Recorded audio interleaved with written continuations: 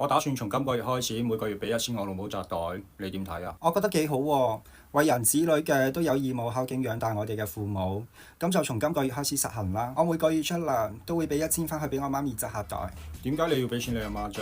你娘親10月懷胎生你出嚟，供書教學養大你，你唔請。你老婆我係垃圾桶執返嚟，定係石頭爆出嚟㗎？你老母村有分紅有退休金，佢又唔等錢使，而且你嫁出去嘅女做乜仲貼外家啫？你邊隻眼見到我貼外家啊？你俾我啊！況且我老母村有冇分紅有冇退休金，佢等唔等錢使，同我孝唔孝敬佢有乜拉更啊？咁我老母點解有退休金啊？咪就係因為佢做咗一世打工皇帝咯。咁你阿媽點解冇呢？因為佢攞你做理由，放棄咗自己成個人生咯。咁都唔關我事噶嘛。我係同你結婚，又唔係賣俾你屋企，冇可能因為同你結咗婚就由得我老母自生自滅係嘛？我都係驚我哋每個月使到2000蚊會影響我哋小家嘅生活質量啫。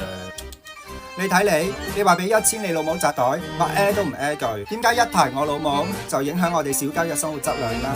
我話你知，孝敬父母一係一視同仁，一係實行潮州音樂，自己顧自己，OK。